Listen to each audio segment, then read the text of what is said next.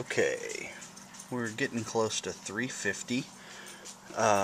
What I did is I opened that just a little bit. I've got the vents down here pretty much wide open, and the vents on the firebox wide open. Now, I wound up putting quite a bit more lump in than I started with because it heated up kind of slow. But basically, I think we've got it up to temperature. They want you to get it up to here. I hit about 250 and it kind of stalled out, so I moved the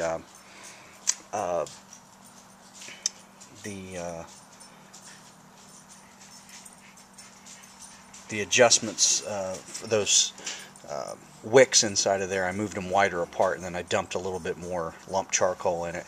Now, they did recommend using just regular charcoal and chunks of wood when you're cooking. Like I said before, I own a Primo, which is a Kamado style grill or a ceramic grill, and it doesn't take near as much charcoal, but it's also about 1/10 of the size of this thing, and it's made out of giant ceramic. So you can see the temperatures climbing pretty good with this setup. And the other thing is I didn't open this top vent thinking that that would keep the heat in better, but it actually draws better and brings the temperature up really quickly if you just move that just a little bit open.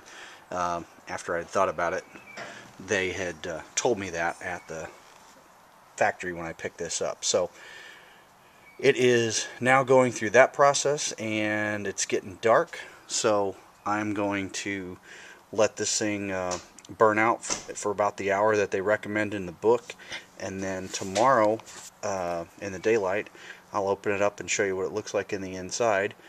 Basically, now once it's done and it's cooled off, they want you to clean the ashes out of the box,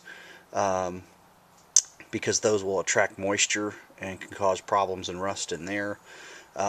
And keep in mind, I did wipe down the inside of the door and a couple of the pieces where the charcoal and stuff like that wasn't going to touch with the oil, and they don't necessarily recommend that inside of the book, but I did it anyway, just for keeping the rust down and things like that. So we'll see whether or not that was a mistake.